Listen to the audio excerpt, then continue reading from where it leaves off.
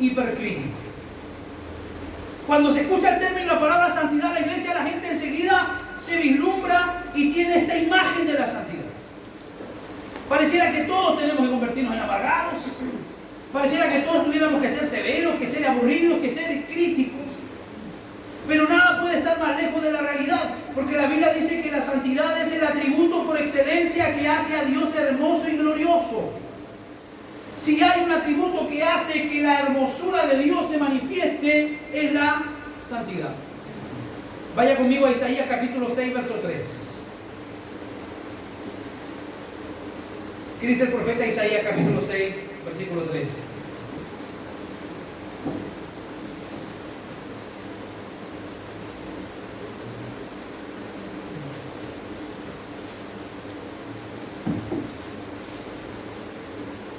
Y el uno al otro daban voces diciendo: Santo, santo, santo, Jehová de los ejércitos, toda la tierra está llena de su gloria.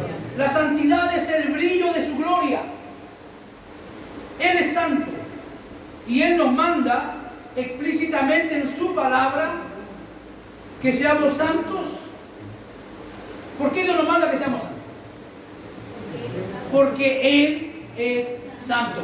La santidad no es opcional para el creyente ni es un bono reservado para los super espirituales de la iglesia.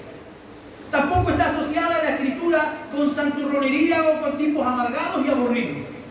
La santidad no solo está conectada con la escritura, con la pureza moral, sino también con el gozo. Vaya al Salmo 19:8. Nuestro Dios es un Dios feliz y quiere compartir con nosotros esa vida bienaventurada al darnos sus mandamientos y producir en nosotros un carácter como el suyo. ¿Qué dice el salmista en el Salmo 19, verso 8? Los mandamientos de Jehová son rectos que alegran el corazón. ¿Qué debe producir en nosotros la palabra de Dios? ¿Qué debe producir en nosotros? ¿Cuál es el efecto que debe tener la palabra del Señor en nuestra vida? Alegría. Pero cuando la palabra no produce alegría en mi corazón,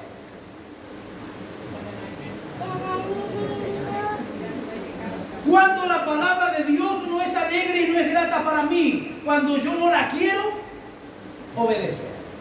Tan simple como eso. Cuando yo no la quiero obedecer, se va a hacer una carga, se va a hacer una lata, podemos decir, para mí, poder tratar de leer la palabra, porque yo no la voy a cumplir, no la voy a hacer. Pero cuando alguno de nosotros es un enamorado de Dios, cuando nosotros amamos la palabra, a nosotros lo que nos produce el mensaje y la palabra, los mandamientos, son alegría. Alegría en mi corazón, alegría que Dios me reprenda, alegría que Dios me llame la atención, porque si el día jueves o el día domingo el Señor me llama la atención por su palabra, es porque me ama. Es porque de alguna manera está preocupado por mi santificación. Dios está interesado en nuestro gozo y precisamente por eso está interesado en nuestra santidad. Hay un vínculo inseparable entre la santidad y el gozo. Tómese su mano. Hágalo así, apriétalo así. Hay un vínculo inseparable entre santidad y gozo. ¿Cuándo se pierde el gozo? ¿Cuándo se pierde el gozo? Cuando se pierde la santidad. O sea, es imposible que un hermano que está cometiendo pecado esté gozoso. Es imposible, teológicamente hablando. Tendría que ser un perfecto hipócrita para tratar de demostrar que está bien o que está de alguna manera feliz cuando realmente en su interior no lo es así. Dice la Biblia que los espejos del alma o reflejos del alma son los ojos. Basta uno mirar a alguien y enseguida se da cuenta si le está diciendo la verdad, porque todo el mundo usted lo saluda: ¿cómo estáis? Bien. Y a veces no estamos tan bien. Así que la santidad y el gozo van de la mano. Por eso los pastores que aman a su gente deben modelar delante de ellos una vida de santidad y deben enseñarles y exhortarles a la santidad. Cada uno de los que tenemos la responsabilidad de predicar, tenemos que ser modeladores de la santidad. Modeladores, no solamente exigir la santidad.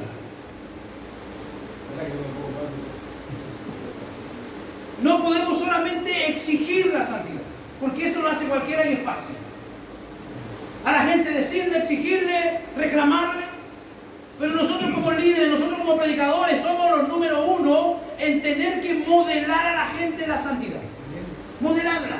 Nosotros como ministros del Señor, y voy más allá, no solo como pastores, usted como sacerdote de su hogar, usted como ministro, usted como madre, matriarca en su hogar, si que usted se congrega sola, su esposo no la acompaña, usted como matriarca tiene la responsabilidad, más que exigir que sus hijos se porten bien, usted modelar en su vida.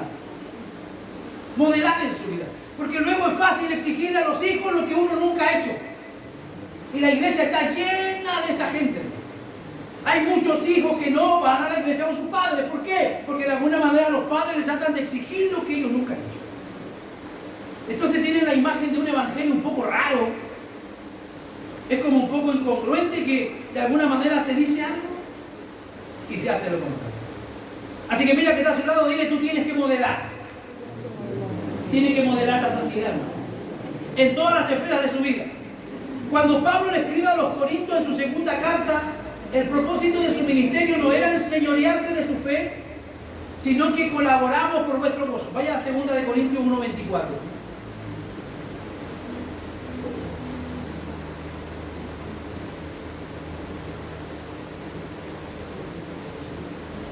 El viernes enfrenté una operación, la iglesia no lo sabe. Estuve en pabellón del viernes y fui autorizado para predicar, pero me dijeron suavecito y me olvidé.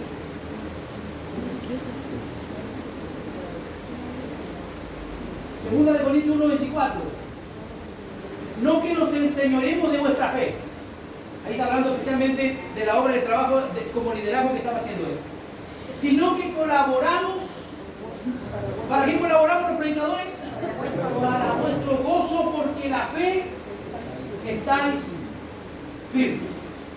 Así que si hay algo en lo que nosotros tenemos que trabajar es que la iglesia permanezca sirviendo al Señor, pero sirviéndolo ¿en qué? En el área de el gozo.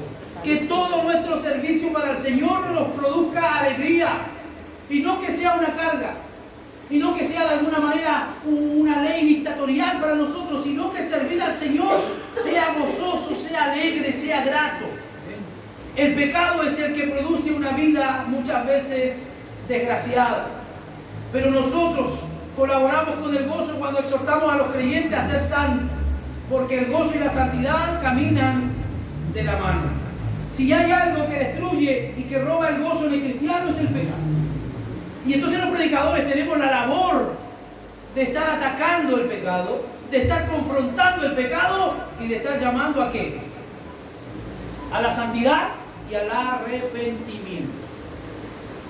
Ese es uno de los principales objetivos y motivos de los cuales nosotros los predicadores, hermanos, debemos llamar a la iglesia.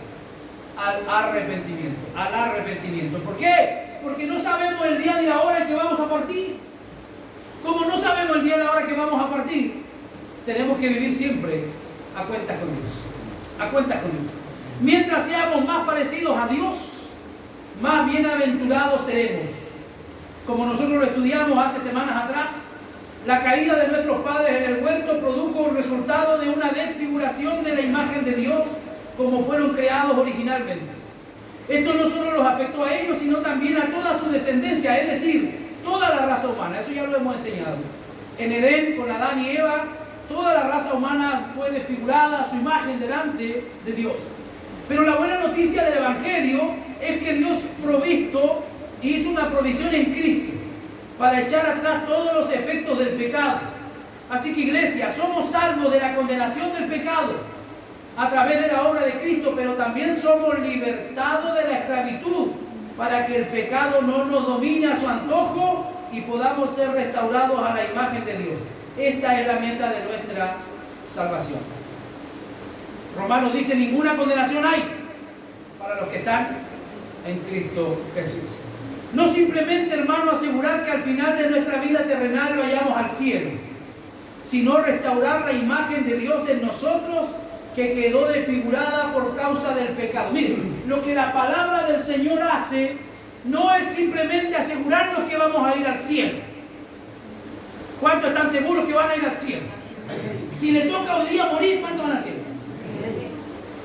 A ver, levanta su mano, ¿cuántos van al cielo? Mire, mira que está atrás suyo, con él lo vamos a encontrar allá. ¿En qué más lo vamos a encontrar? ¿Cuántos van al cielo?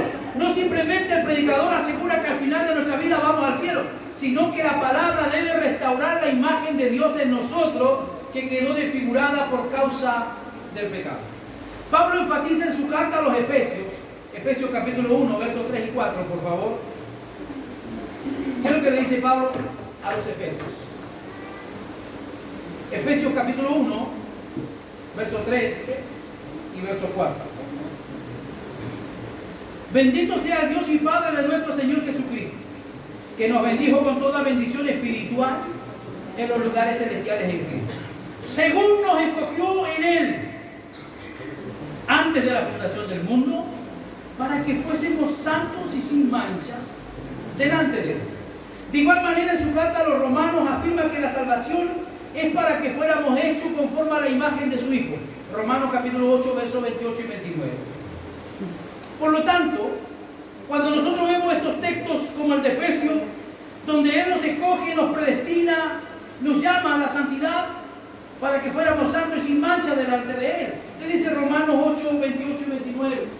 Ahí está los salud y sabemos que a los que aman a Dios, todas las cosas le ayudan a bien. Esto es a los que conforme a su propósito son llamados. Porque a los que antes conoció, o la traducción dice amó, también los predestinó para que fuesen hechos. ¿Para qué nos predestinó el Señor? Para que haya un trabajo, para que haya una obra maravillosa, que seamos conforme a la imagen de su Hijo. ¿Qué es su Hijo? Cristo. Para que Él sea primogénito entre muchos hermanos. Así que, hermanos, nosotros hablábamos el domingo pasado y decíamos que si hay algo en lo que tenemos que trabajar es en parecernos cada vez más a Cristo y cada vez menos a mi abuelito y a mi abuelita. Necesitamos batallar y necesitamos trabajar para ir cada día pareciéndonos más a Cristo. ¿Y qué es lo que se espera entonces del cristiano? Pastor, ¿y eso cómo se va dando? Se va manifestando, primero que nada, dijimos el domingo pasado, el fruto del Espíritu. Gálatas 5, 22 y 23. Usted lo sabe de memoria. El fruto del Espíritu va evidenciando y va marcando en qué área, en qué niveles nosotros estamos avanzando. A ver, vamos, ¿cuál es el fruto del Espíritu?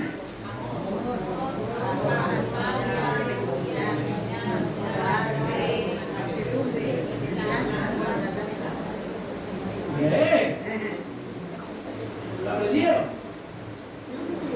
Amor. El domingo pasado ya lo vimos, no nos vamos a detener ahí. Amor, gozo, paz, paciencia, benignidad, bondad, fe, mansedumbre, templanza. Ese es el fruto que debe haber en nosotros si es que nosotros estamos creciendo en santificación. Si estamos creciendo en santidad, no podemos ser los mismos amargados que éramos antes de conocer al Señor. No podemos ahora tener menos paciencia que antes.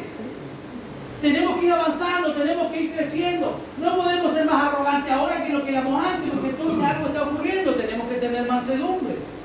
¿Qué más hace aquel que está creciendo en santidad? No practica el pecado.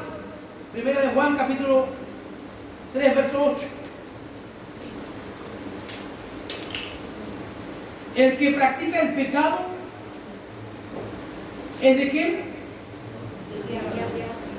El que practica el pecado es del diablo. Porque el diablo peca desde el principio. Para esto apareció el Hijo de Dios.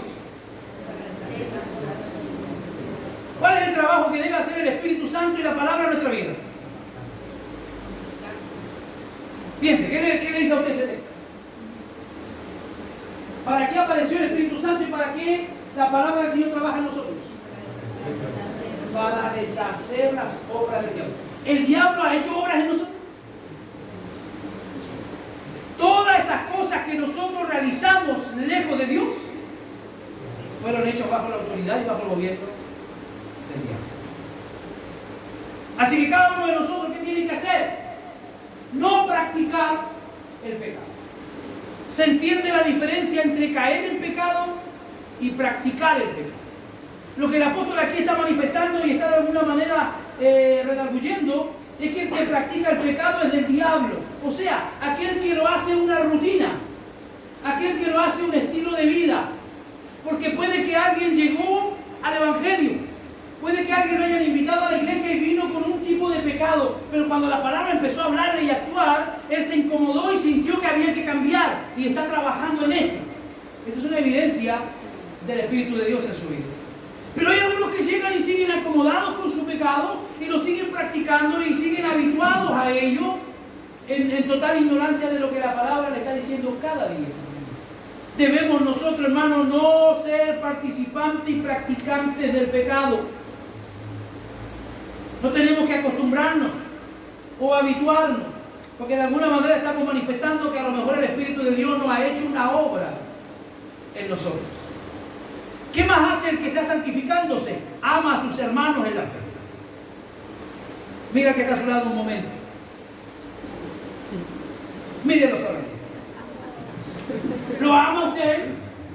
¿Lo ama a su hermana? ¿Lo ama? No sé, está su esposo, su esposa, su hijo, no sé quién es. ¿Lo ama realmente usted?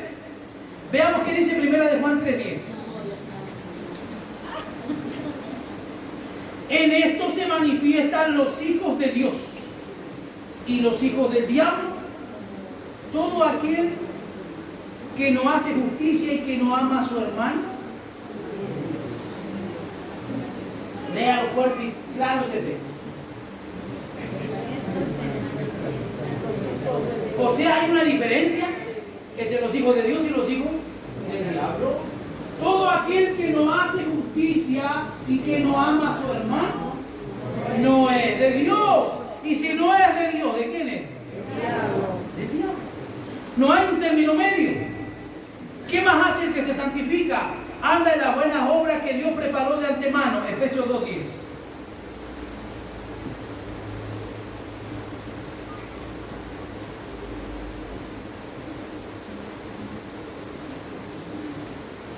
Porque somos hechura suya, creados en Cristo Jesús para buenas obras, las cuales Dios preparó de antemano para que anduviésemos en ella. Dígame usted si no es grato y agradable andar en las buenas obras que Dios nos dio. Realizando gestos buenos, realizando buenos actos, sirviendo al Señor, que es el propósito para el cual el Señor nos llamó. ¿Qué más hace un cristiano que está santificándose? Es rico en buenas obras. Primera de Timoteo 6:18.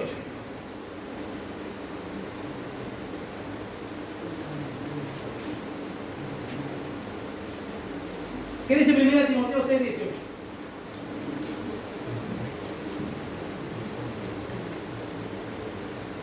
¿Lo tiene?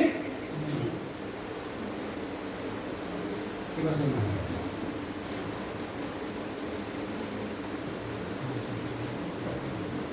Primera Timoteo 6:18. ¿Qué dice?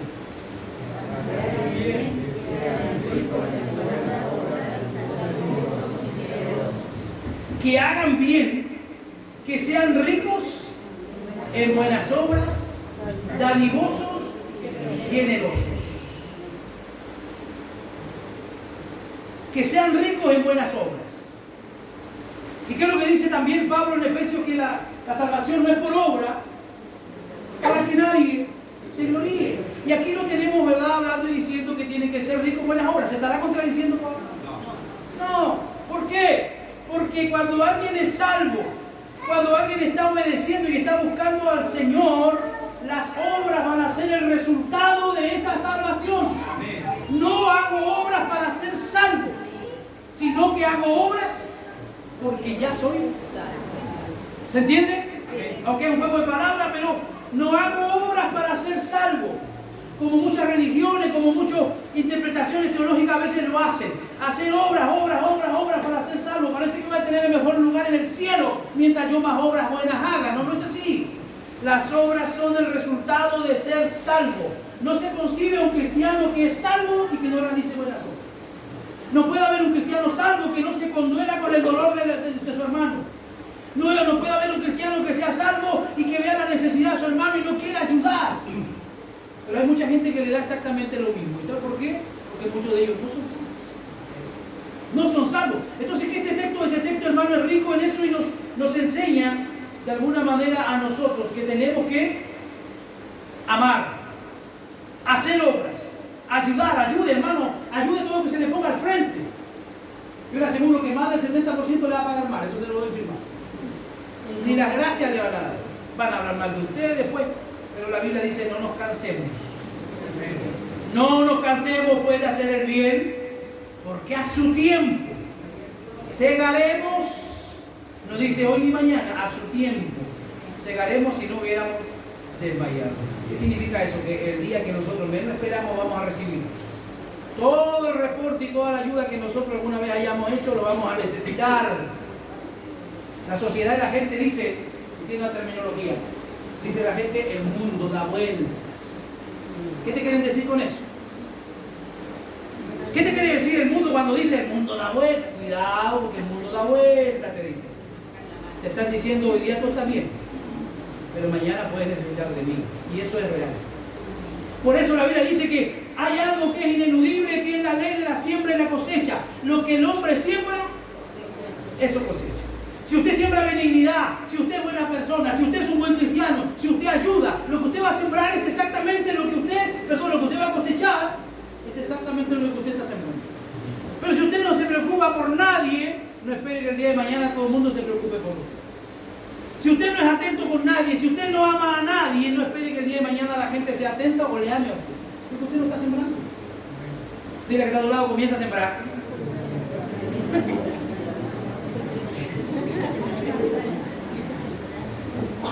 Romanos 12:2. El que está creciendo en el Señor, el cristiano que se está edificando. ¿Qué dice Romanos 12:2?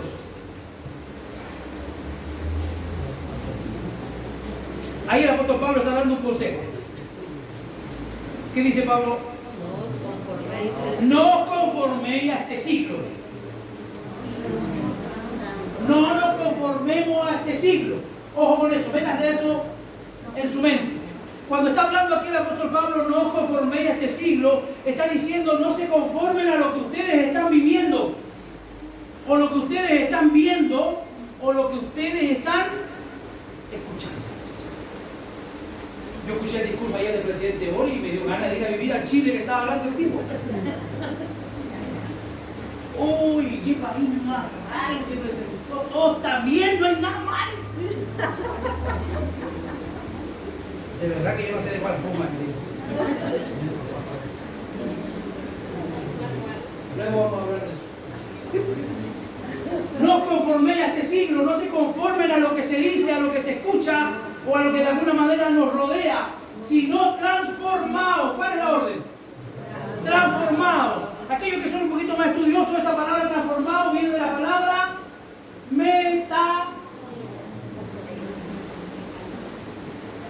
metanoia, que también tiene que ver con metamorfosis. ¿Qué es lo que sufre? Una transformación, como lo hace la oruga que luego se convierte en maíz.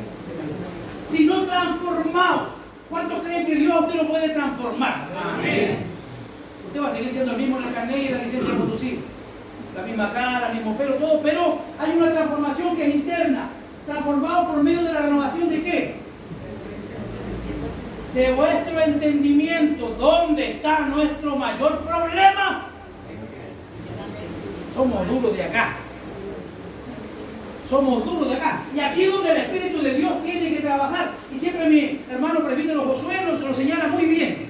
Tiene que bajar de aquí a acá.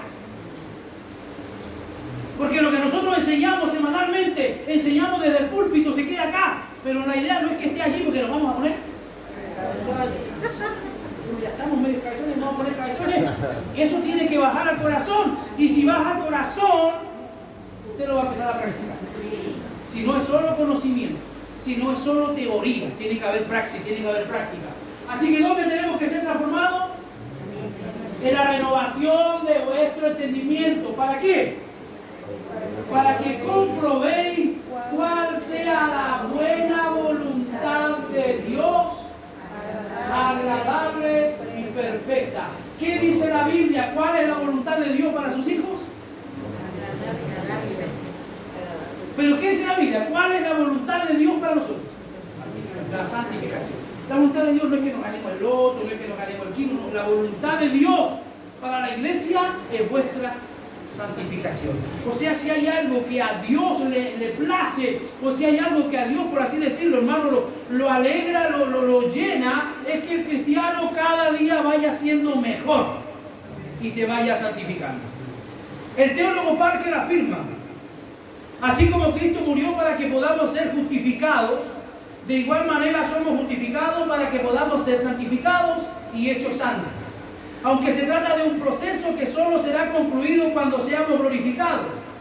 Por eso se denomina la santificación progresiva. La Escritura enseña que está tomando lugar aquí y ahora. Aquí y ahora. Miren lo que le voy a decir. Me parece que lo dije el domingo pasado. La santificación es un proceso que comienza el Espíritu Santo en nuestra vida. La primera es la santificación posicional. Nos arrebata del reino de las tinieblas, de nuestra subyugación al enemigo, y nos pone en una relación correcta con el Padre, nos pone en el reino de los cielos, y nuestra deuda es perdonada. Ahora ya no debemos más, como dice Romanos 5:1. Esa es la santificación posicional. Nos ponen de acuerdo a la voluntad de Dios y nos ponen en perfectas condiciones en el reino. Y la segunda es la santificación progresiva, allí donde nosotros tenemos que actuar. En la primera no actuamos, porque en la primera el Espíritu de Dios hace toda la obra. Pero en la segunda, que es la santificación progresiva, allí nosotros tenemos una actividad fundamental. No me puedo quedar sentado en el living de mi casa, total, Dios ya me salvó y yo soy santo, estoy en una posición correcta con el Padre, sino que tengo que seguir trabajando, como dice mi hermano diácono Ángelo Fernández, en mis conductas. Las conductas tenemos que vencerlas cada uno de nosotros, pero con la ayuda del Espíritu Santo de Dios. Eso se está produciendo ahora mismo. Ahora mismo el Espíritu de Dios, vaya 2 Corintios 3:18. Ahora mismo el Espíritu de Dios está trabajando en nosotros. Y usted dirá: pastor, pero es que yo no siento nada, y parece que no avanzo, y parece que voy retrocediendo. No, hermano, algo Dios está haciendo en usted. Veamos qué dice 2 Corintios 3:18. Por tanto, nosotros todos, ¿cuántos? Todos. Mirando a cara descubierta como en un espejo la gloria del Señor, somos transformados de gloria en gloria en la misma imagen como por Él, como por el Espíritu del Señor. Somos transformados de gloria en gloria, aunque se trata de un proceso que solo será concluido cuando seamos glorificados. O sea, cuando ya lo estemos usted despachando ahí en el cajoncito, decimos: ya la hermana acabó su batalla, acabó su carrera, ahí está, Señor, usted ahora vea lo que hace con ella. ¿A dónde va a estar a descansar o la van a atormentar un poco? Eso lo sabe solo Dios. Pero la Escritura enseña que esto está tomando lugar. Pablo no duda en decir que somos transformados de gloria en gloria. Lo que quisiera mostrar a continuación es que este proceso avanza exactamente como empezó. Repito y retomo para que no se pierda la idea. ¿Cómo empezó la obra de santidad en su vida? El Espíritu Santo lo empezó. Y Él no la ha soltado. Él no la ha soltado, Él sigue trabajando. ¿Y cómo sigue trabajando? Sentado yo en el living de mi casa, invirtiendo horas y horas y horas en la televisión, preocupado todo el tiempo en las cosas del mundo. No, eso va avanzando a través del Evangelio, a través del Evangelio, a través de todo lo verdadero. Y todo verdadero creyente percibe una brecha entre el conocimiento que tiene de la voluntad revelada de Dios. Pero como bien señala el teólogo Brian Ed, esa brecha no se cerrará por movernos del Evangelio hacia alguna otra cosa o por añadir algo más al Evangelio. Tú y yo experimentaremos un cambio profundo y duradero solo en la medida en que el Espíritu Santo aplica progresivamente en tu corazón un entendimiento sólido, práctico y cuidadoso de lo que Dios ha hecho por nosotros a través de la muerte y la resurrección de Cristo. Ojo con eso. Mientras que el cristiano no comprenda lo que realmente significa la cruz para su vida, difícilmente va a poder avanzar en el Evangelio. Porque muchos se quedan con la idea de que eso, la cruz del Señor me salvó, me dio salvación, derramó su sangre. Y eso es todo lo que saben y es todo lo que aprecian. Pero cuando el cristiano realmente entiende que lo que ocurrió en la cruz fue algo magistral, para que ocurriera lo que ocurrió en la cruz, tuvo que Dios encarnarse, tuvo que humanizarse, tuvo que pasar todo lo que tú y yo pasamos, tuvo que venir al vientre de una mujer, tuvo que crecer, desarrollarse, tuvo que pasar hambre, tuvo que pasar sed, tuvo que pasar muchas situaciones para luego dar su vida y que la ofrenda haya sido perfecta. Pero cuando la iglesia desconoce eso, entonces va a haber un evangelio light, un evangelio progre, un evangelio liviano, sin darle el peso de lo que realmente significa el evangelio. El evangelio es una buena noticia. ¿Cuál es la buena noticia? Que Cristo murió para darnos salvación. La santificación progresiva es resultado de nuestra unión con Cristo. Después que hemos hablado de la relación que guarda el pecado de Adán con nuestra condición, Romanos capítulo 5 del 12 al 21, que es bastante largo, en este capítulo Pablo pasa a considerar las implicaciones de lo que es ser justificado. Vamos a ver Romanos 6 del 1 al 4 mejor. Es un poco más resumido. ¿Qué pues diremos? ¿Perseveraremos en el pecado para que la gracia abunde? Esa es una pregunta retórica. Una pregunta retórica significa que Pablo la está preguntando en voz alta, pero él mismo la va a responder. Lo mismo lo dice a nosotros. ¿Qué pues diremos, Iglesia Bíblica Maná? ¿Perseveraremos en el pecado para que la gracia abunde? ¿Cómo responde Pablo, verso 2? En ninguna manera, porque lo que hemos muerto al pecado, ¿cómo viviremos aún en él? ¿O no sabéis que todos los que hemos sido bautizados en Cristo Jesús? ¿Cuántos han sido bautizados aquí? Amén. A ver, su mano arriba, ¿cuántos han sido bautizados? Hay algunos que faltan ser bautizados aquí. Los que hemos sido bautizados en Cristo, dice, hemos sido bautizados en su muerte, porque somos sepultados juntamente con Él para muerte por el bautismo, a fin de que como Cristo resucitó de los muertos por la gloria del Padre, así nosotros andemos. ¿En qué tenemos que andar? En vida nueva. En vida nueva. El apóstol aquí está enfrentando la posible acusación de que el mensaje de la justificación por la fe a algunos le promueve el libertinaje.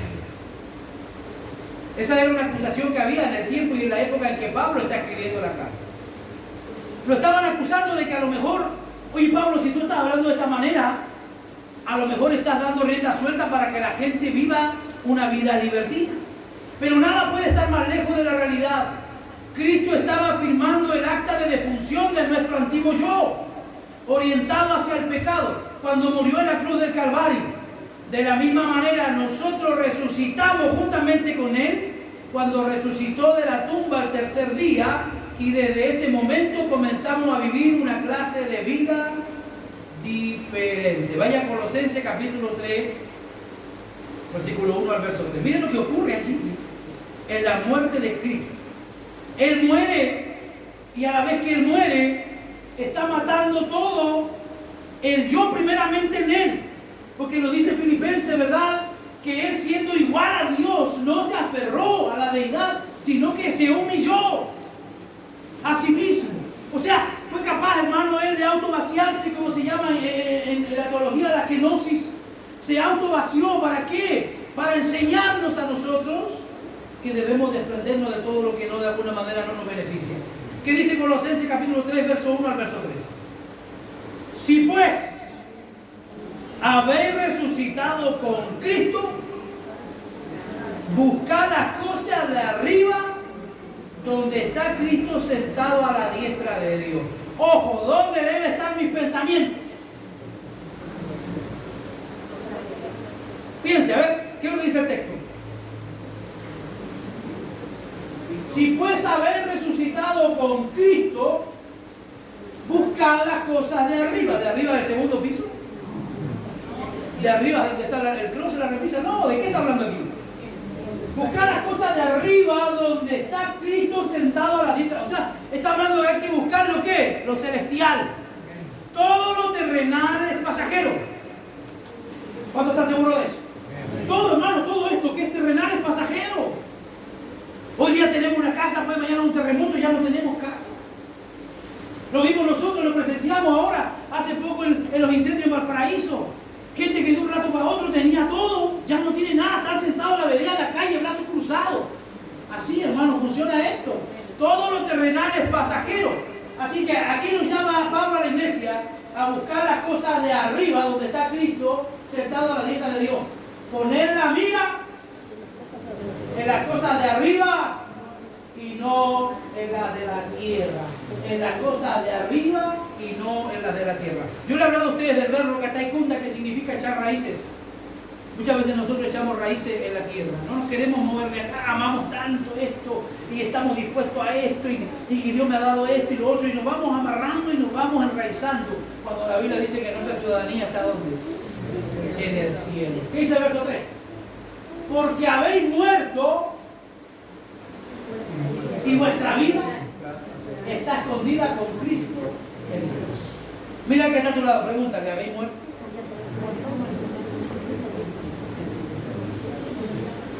Algunos están vivos todavía. Como bien señala el teólogo Michael Horton, escuche lo que le voy a decir aquí. Dios no viene a nosotros a mejorar nuestras vidas y a maquillarnos. ¿A qué viene Dios? A acabar con nuestra vida. A acabar con nuestra vida. No a transformar al viejo Adán, sino a matarlo y a resucitarlo juntamente con Cristo. ¿Para qué? Para andar en novedad de vida. Todo esto vino a ser una realidad cuando nuestra vida fue unida a la vida de Cristo por medio de la fe en Él. Lo dije el domingo pasado y ustedes se rieron cuando yo les compartí la experiencia de lo que es verdad, cuando a veces el evangelio se vuelve solo un maquillaje. Y las mujeres entienden esta terminología, ¿verdad? Porque algunas hermanas salen de casa de una forma y en el camino para acá, yo no sé cómo ocurre, pero hay una transformación y eso lo hace todo el maquillaje. Y llegamos a la iglesia y la que salió de la casa ya no es la misma que llegó a la iglesia. ¿Por qué? Porque se maquilló y tiene otra apariencia. Bueno, la palabra del Señor a nosotros no nos viene a maquillar. Lo que la palabra del Señor quiere es transformar nuestra vida. Es que haya una nueva identidad en nosotros, es que haya una santificación progresiva.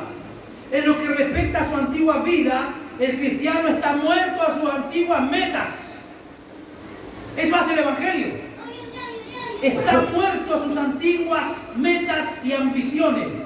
Levánteme la mano todos aquellos que aquí pensaban ser algo en la vida y terminaron siendo algo que nunca pensaron. A ver, ¿cuánto le ha pasado eso en la vida? Sí. Pensábamos hacer algo, estudiamos, teníamos proyectos, queríamos hacer esto, queríamos hacer lo otro, pero Dios nos dio un propósito de vida. Y dígame usted si el propósito que hoy día tiene no es más valioso de todo lo que usted había pensado hacer. Amén. Yo estoy agradecido, hermano, por lo que Dios ha hecho conmigo. Amén. Con lo que Dios me ha permitido ser. Yo desde pequeño me preparé y estudié para ser policía. Daba todo por ser un PDI. Me preparé mi prueba de examen. Pero si hubiera sido un PDI, hubiera sido un tipo muy corrupto. Porque Cristo todavía no estaba en mi corazón. Así que Dios dijo, miren, que sea un tipo corrupto. Y había una predestinación. Hizo de mí un siervo del Señor. Y hoy día, hermano, lo que soy vale mucho más que todo lo que yo había programado. ¿Por qué? Porque el propósito de Dios se cumple. El propósito de Dios se establece en nuestra vida. Hay un decreto que tiene que cumplirse. Y nosotros tenemos que aprender a amar y a disfrutar lo que Dios nos ha llamado a hacer. Si Dios le ha dado la oportunidad a usted de ser un ingeniero, usted sea un ingeniero, sea feliz. Sea un ingeniero agradecido. Si usted es un arquitecto, un abogado, un doctor, lo que sea que de mañana, pero sea feliz en lo que Dios lo llamó a hacer, porque es lo que de alguna manera el Señor tenía establecido para él. Y no sufra por lo que no pudo ser. En lo que respecta a nuestra antigua vida, nuestras metas a veces el Señor las va a cambiar. nuestras ambiciones, nuestros antiguos intereses. Por supuesto, esto tiene repercusiones enormes en lo que respecta a nuestra santificación progresiva. Por eso vemos lo que dice Pablo en Romanos capítulo 6. Vamos por favor de nuevo a Romanos, del verso 12 al 14.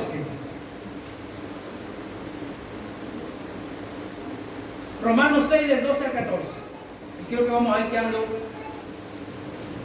por aquí hoy día. Sí, no reine pues el pecado en vuestro cuerpo mortal. No reine pues el pecado en vuestro cuerpo mortal. Aquellos que han sido llamados por Dios, aquellos que tienen una transformación, el pecado ya no debe gobernarnos. Porque si alguno peca, peca de su propia voluntad. Ya no diga que es esclavo del pecado.